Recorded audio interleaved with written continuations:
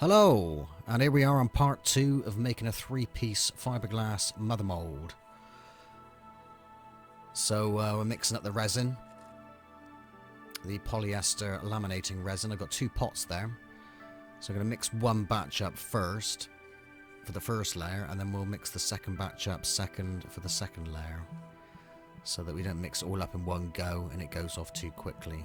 So there I've got a syringe full of MEKP, so that's 4 milliliters. So that's like 100 to 1 ratio mix, 4 milliliters of the MEKP to 400 milliliters of the polyester resin, the main parts. We got our brush there. We obviously mixed up the resin, so I mixed it up for about 60 seconds, and I'm going to put on a coat of neat resin over our Easter Island mold, over the latex mold, and of course the aluminium tape seam, which of course we showed how to do this in the first part of this series. So I just put a layer over there just to get in all the nooks and crannies and the recesses in those little areas, and now we're gonna soak our strand mat on our paint tray there. So of course, as always, I dip in one side and then go over with the brush to soak in the resin mixture and evenly apply our fiberglass pieces to the latex mold and seams, as you can see there, pushing out the air as we go through the process of laying down the fiberglass soaked matting, strand mat. So as you know, regular viewers then know that there's quite a few videos of this, that and the other on the channel, including latex molds, fiberglass molds, plaster molds, and all kinds of stuff, resin casting, concrete casting. So you can see we're on speed video there, just to see the layers being applied to the mold. And as we go through, when I lay one layer of, or one piece of fiberglass down, I overlap the next piece also. So on the first coat, you're effectively getting 2 layers of fiberglass. So when we put down our 2 layers, so there we are on our second layer now with the second batch of resin mixed up and poured into the tray. We'll go through the same process again, and effectively we'll have 4 layers of fiberglass. And I kind of made the fiberglass a bit thicker around the seam areas, and especially the top and the bottom. So probably got about 6 layers around that area. So we continue the process through all the pieces. So in this case, a 3-piece mold. Just cleaning up the tray there with acetone and cleaning up our bits and pieces, replacing our gloves, washing our hands, and putting the brush in some acetone so we can use the brush on our next stage of the mold making process.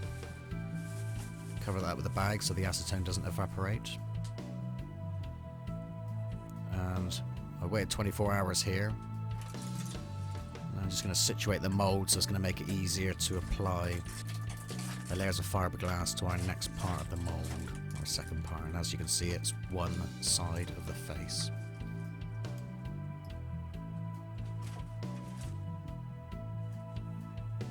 So of course, as always, mask and gloves. Always wear your mask and gloves while using this stuff. Quite vicious stuff if you get that into your lungs. So like I say, same process. A neat coat of resin just to fill in the recesses. And then on to our soaking the strand mat with the resin mixture, MEKP and polyester resin.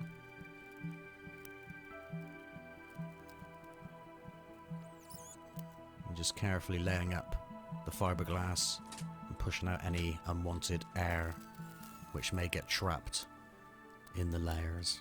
So now we're on our second batch for this particular part.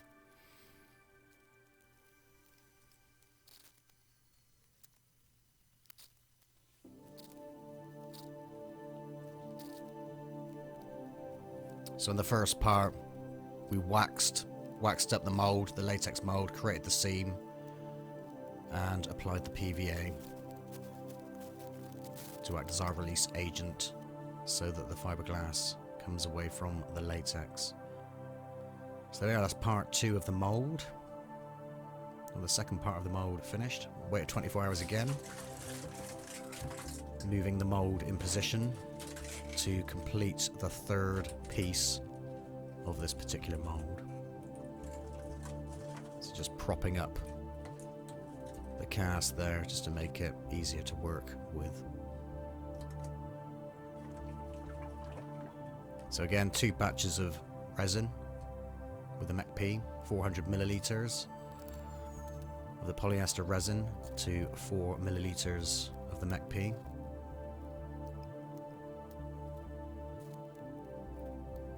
Just coating the mold there like we did in the first 2 pieces, just to get in the recesses. And then we'll start laying up the fiberglass matting.